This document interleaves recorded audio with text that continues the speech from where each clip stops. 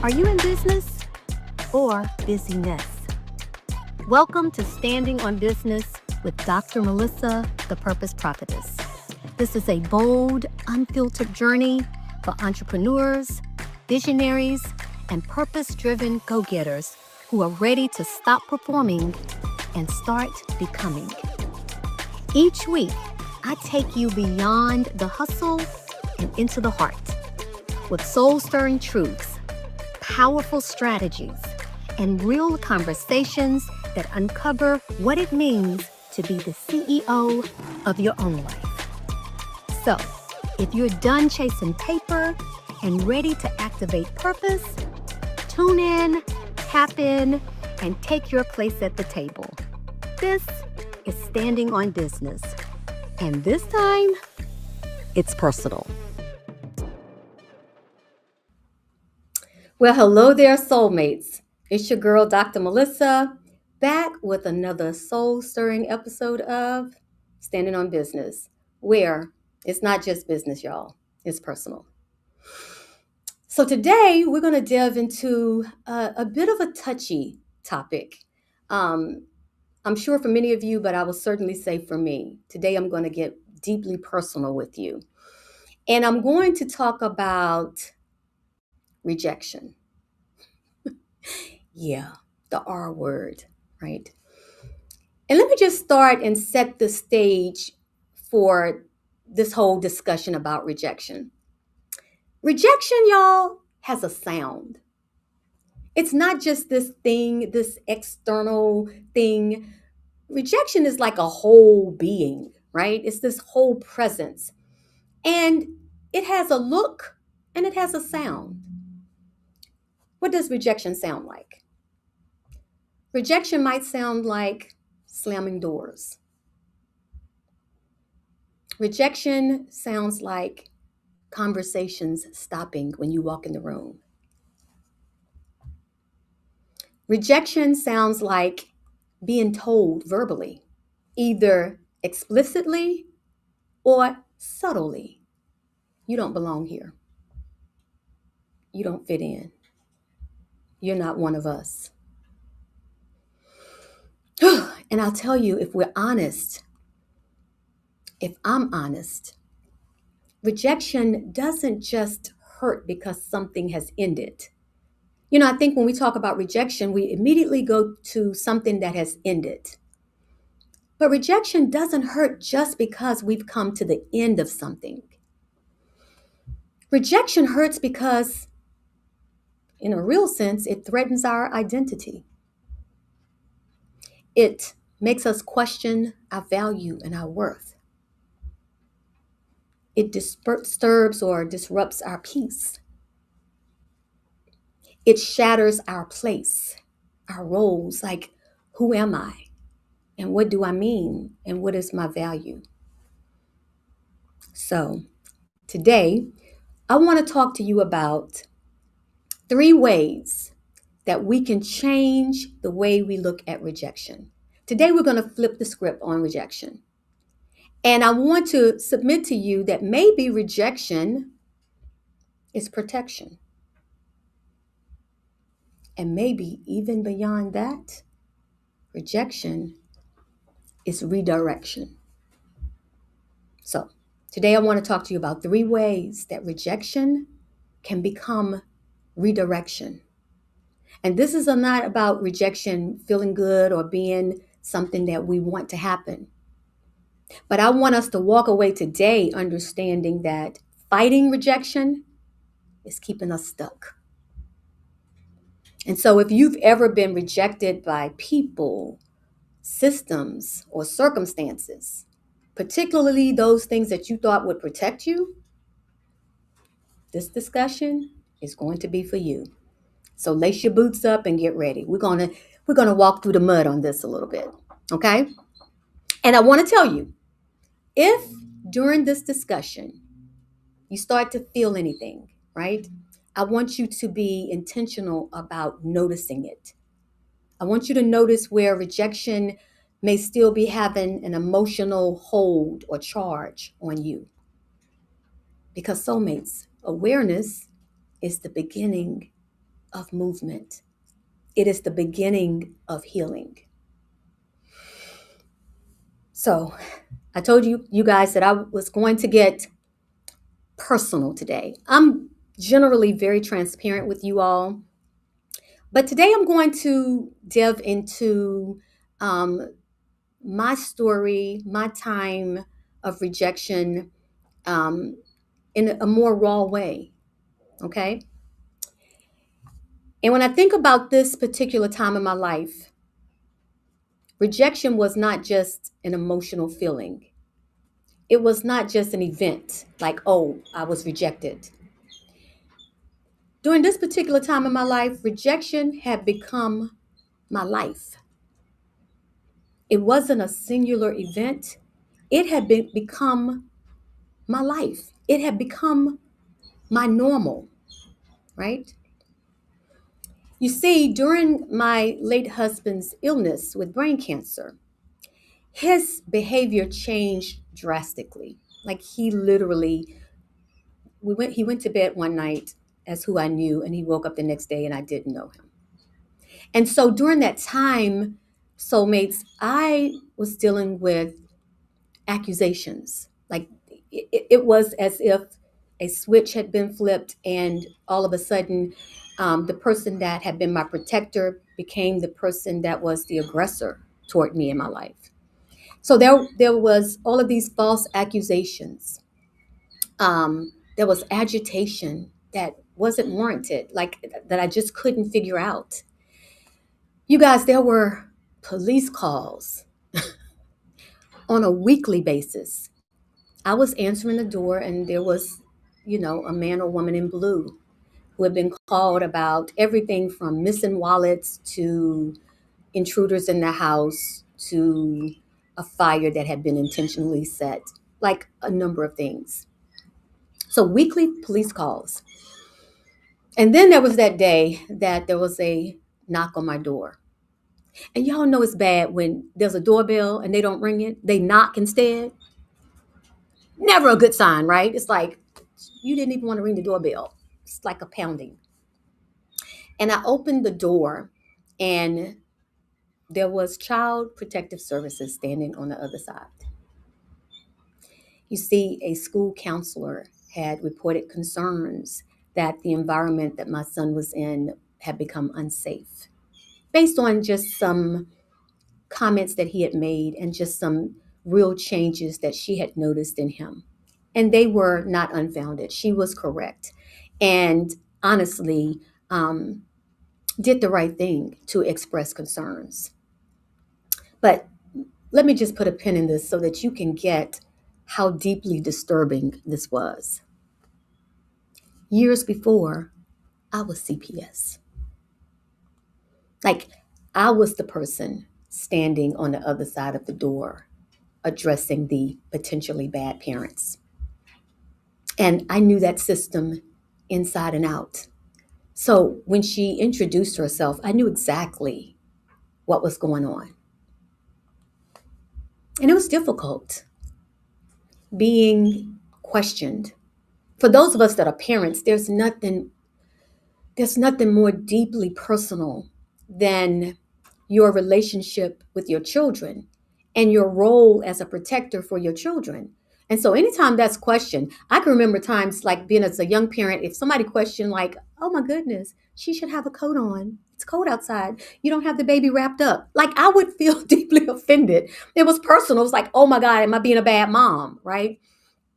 So for this, it was difficult being questioned, being evaluated, being scrutinized.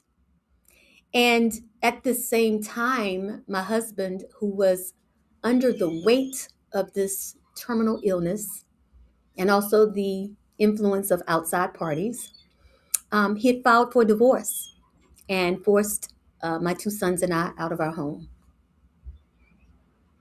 Now, while I'm out of the home, I still had to find full-time care for him and pay for that care. But I had to remove my children from that home or risk them being removed by the system. I had to protect my children. So during that time, my boys and I slept on my sister's couch for a couple months. And I will tell you that everything that I had built felt like it was ripped away from me. My marriage, almost 30-year marriage, my home, um, that I was still responsible financially for, my stability, my reputation, my integrity. And I'll tell you, it felt deeply personal. But soulmates, rejection always does. So let me impress upon you the first way that you can stop fighting rejection and allow rejection to become your redirection. And that first way is you need to stop interpreting rejection as a verdict of your worth. So, mates, you have to stop confusing rejection with judgment. The truth is, rejection is not always a verdict. Sometimes it's information. It's valuable information. You know, I saw something one time on social media and it said something to the respect of God removed you from certain rooms because he heard conversations that you didn't hear. And we'll, be exiled from certain groups or rooms and we're like, what happened? And you have no idea. You don't have the information that would have allowed you to understand that that wasn't your space. So sometimes rejection comes as information. But now for me in that season, I saw rejection as failure. It meant I had failed as a wife. It meant I had failed as a mother. I had failed as a protector. But what I had to learn, and I learned this slowly and painfully, I had to learn that I wasn't being rejected. I was being removed from an environment that could no longer provide safety or growth. How many of you are still trying to prove yourself in spaces that have already shown you their limits? Trying to prove yourself to people who've already shown you that they cannot hold you at the level that you are and that you are becoming. You see, rejection often reveals where you no longer fit, not because you're insufficient, but because you've outgrown the container. So let's talk about the second way. The second way that rejection can become redirection is that you have to let rejection interrupt the story, the narrative that you've been defending. You have to allow it to interrupt that story that you've been trying to preserve. And for some of us, we've been trying to preserve that story with everything that we have. Like that narrative is so important. For me, I had my narrative, I had my story. I had been raised in a single parent home. I had vowed that if I ever got married, it would be forever. Why? Because I was going to be a good wife. Like there would be no reason for me not to remain married because I was going to make sure that I crossed every T and dot every I, right? So that was my narrative. Marriage forever until death do us part.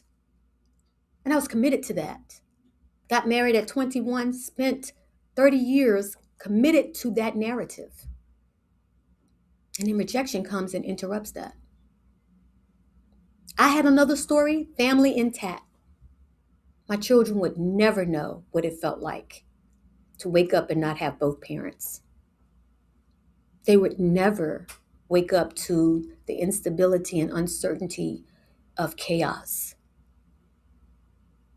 Another narrative, problems will be handled privately. So even in the imperfection of my marriage, for it to be blasted or public, that was deeply disturbing to me. That there would be police officers at the door and neighbors peering out the curtains and writing their own stories about the atrocities that were happening in that house. You guys, it was so painful for me.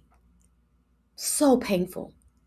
Because a lot of what was happening in our home with respect to his illness, people didn't know out of respect to him.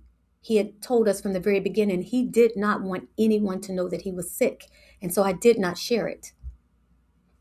And so when the accusations and some of the distortions were happening with people, people did not know that they were getting a story or a narrative from a man who had brain cancer and was very sick. So rejection came in and disrupted my need for privacy. I was raised that you don't air out your family business. Rejection blew all of that up. But here's the part that's so important that I really had to sit with and to learn was that rejection wasn't attacking my future, which is how I saw it. It was like everything I worked for, this is happening and there'll be nothing left. This is blowing away everything that I ever stood on or stood for. I had to learn that rejection wasn't attacking that future. Rejection was really confronting a story that I was clinging to because at one point in my life it worked. And soulmates, here's the thing about life. We often say life be lifing, and yeah, it does. But the simple truth is changes will always occur in life. Circumstances are fluid and malleable. You can be well today and sick tomorrow. You can have a job today and unemployed tomorrow. Like, such is life. And so when you're clinging to a narrative, the thing about that narrative is that oftentimes it's so rigid and it's written in stone that it's not malleable enough to pivot when the circumstances and the situation changes. And for most of us, letting go of that story feels like grief. We grieve the story that we had written. We grieve the future that we had planned. Like this was not what I saw happening. You know, in our minds, we write the story and say, oh, this is the story and this is how it's going to end up and it's going to look like this and there'll be a picket fence and, you know, we'll walk down the aisle and we'll look in each other's eyes forever. Like whatever it is, right? And when we have to let go of that, there is a level of grief, and naturally so. We're grieving the future that we had planned. And why? Because even an unhealthy narrative, even a story that's not perfect, still feels familiar. And oftentimes, we'll take the familiarity over the health any day. It's like, yeah, it's a little toxic. It's a little hurtful, but I know this. And so that's better than stepping out and risking something that I don't know and that I'm not familiar with, right? And I'll tell you, for me in my coaching business, this is where a lot of my coaching clients feel the most tension, right? That place where your old identity no longer fits the new one, right? Because the new one is not even fully formed yet. That space can feel very disorienting. But I'm going to tell you, that's where the secret sauce, the jam, that's where the fertile ground is for becoming. And for me, as I shared at the beginning, the parts of my story, there came a time when I had to realize that I could either keep trying to force my way into spaces that had already closed. Come on. Let me in. Let me in. What do I need to do? What do I need to say? Okay, I'll do this. I'll change this. Like, please let me back in. I realized I could keep doing that, or I could stop. I could stop pounding and begging to re-enter spaces that had already forced me out. And I could start asking the question, where's life redirecting me? You see, that question changed how I saw rejection. I started to see rejection not as punishment, but as protection. I finally stopped chasing what was already gone. That doesn't mean I didn't love. It means I started to understand that my version of truth was no longer accurate. Like, I had to stop chasing this idea that nothing bad would happen to us, that we were like a fortress. Nobody could ever penetrate. That was gone. That was gone. People were already involved. Narratives were already being written. Things had already happened that I could not control. And so I had to stop chasing this version of my life that was gone. And I learned something critical. At the time, I didn't have this language, but one of my mentors said it perfectly. And this has become the way that I conceptualize what I learned during that season. I have nothing to defend. I have nothing to protect. And soulmates, I have nothing to prove. Whew. That was game changing. And for some of you, you need to hold on to that tight.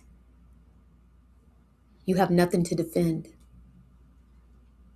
You have nothing to protect. When you start living authentically, you no longer have anything to protect. Oftentimes we're in protection mode when there's something that we need to guard, and I don't want people to know this, and if people knew this about me, they would think this, and what would happen. When you start to live unapologetically and out loud, I have nothing to protect. It is what it is, and I am who I am. And I have nothing to prove. It's me versus me. I'm not proving anything to anybody else. I don't need to. Think what you like. It's me versus me. So, the third way that you can see rejection as redirection is this. You choose yourself without needing validation from who or what rejected you. Woo. Now, y'all, I'm going to get in your business a little bit, because sometimes we'll deal with rejection and we're like, oh yeah, I've moved on from that. Oh, he left me. Child, I don't care about that anymore. But then you spend your life trying to validate yourself to that person. Oh, I'm going to show him that he missed out on a good thing. And my whole focus becomes on that friend realizing, oh, you lost a good friend. Oh, you lost a good woman. Oh, you lost a good man. That job. Oh, you lost a good employee. Oh, I'm going to show you, because I'm going to go get a job with another company and I'm going to take 10 contracts from you. I mean, you know what I'm saying? Even when we're redirected, we're still looking in the rearview mirror, trying to prove or get validation from the person that rejected us. I'm going to tell you that redirection requires the courage to stop asking, why wasn't I chosen? Why wasn't I enough? Why wasn't I worthy? When you have the courage to stop asking those questions and start asking, what was I freed for? What was I being let go for? What possibilities are opening up for me now that I have been redirected? It's about asking a better question. Not why wasn't I chosen, but what am I being chosen for? Given this thing that happened to me that I didn't want to happen. And I'll tell you, for me, I did not get clarity immediately. I did not. I wish I could say I asked that question. I was like, oh, of course. No. But I will tell you, because I was courageous enough to start asking the question, I did get space. Space to protect my children. Space to start healing. Space to start rebuilding my identity without pressure, without needing to perform, without needing to protect. And soulmates, if you're in that season of redirection and don't know what's next, you're not alone. This is the kind of work that I support people with all the time. This transitional work, this transformational work, helping people to stabilize, to discern, and then to choose to move forward without shame. So, here's my question for you. What rejection are you still trying to make sense of instead of letting it redirect you? Like you're still trying to figure out why. Why? What happened? What did I do? What could I have done differently? All of those questions take energy and time. So, what rejection are you still trying to make sense of instead of just accepting it and letting it redirect you? Why? I don't know why. And I'm not sure if you knew why it would make a hill of beans, as the country folks say anyway. Why did he reject me? Oh, because he wanted somebody else. Do you instantly feel better? No. Because the thing is not so much the question why, you want it to have not happened. You're trying to make sense of it because you're trying to figure out how to undo what has been done or unknow what you know or unsee what you've already seen. It's a lot of energy and time for something that will produce no fruit. The truth of the matter is it happened. I'm not saying sometimes there's a rejection and sometimes people reconcile and that happens. It still doesn't take away the rejection. It will never take away the fact that that happened. So you're trying to make sense of something that probably won't make sense instead of expending that energy toward redirecting yourself. So here's today's mantra that I want you to sit with. I was not rejected. I was being protected and redirected to something greater. Let's say that again. I was not rejected. I was being protected and redirected to something greater. Whew. That reframe, the moment I take the stain and the shame off the rejection, and I decide that it's protection and redirection to something even greater, now that shame is replaced with optimism and hope and expectation and anticipation. What is this next iteration? What is this next thing that's getting ready to happen for me? Because rejection didn't happen to me, it happened for me. So, soulmates, if this discussion has resonated with you at all, go ahead and take the time to leave a comment and tell me what shifted for you. Or you can DM me if you want to have a private conversation about a redirection that you're navigating. I tell you, I take the time to read every DM and every comment, not only because it blesses me, and it does. You know, when we're talking about purpose, we're oftentimes looking and hoping that seeds that we are planting, that there's a harvest of it, but also because this is what I'm called to do. I do feel like that my mess has become my message and my test has become my testimony. And so do reach out and share where you are and any insights or nuggets that you might have gotten from this discussion. I would greatly appreciate it. I want you to remember, no defending, no protecting, no proving. In this season, we're just going to move with clarity, alignment, and integrity. So I want to thank you so much for tuning in to Standing on Business with Dr. Melissa. I am hoping that today's discussion has ignited a fire within you to embrace your authenticity, prioritize your purpose, and become the CEO of your own life. And listen, you do not have to walk this out alone because I have built a space for women and a few good men like you. Women who are ready to move forward in faith, even when they're still figuring it all out. And that space is called Women with Purpose, Power, and Profits. This is my free Facebook community where you're going to find strategy and encouragement. It's a place where women come to be sharpened, supported, and most of all, seen. Inside of there, we talk about purpose and we talk about profits and we talk about power, not as buzzwords, but as a blueprint. So go on Facebook and search Women with Purpose, Power, and Profits. Or you can use the link that I'll have in the show notes. I cannot wait to see you there.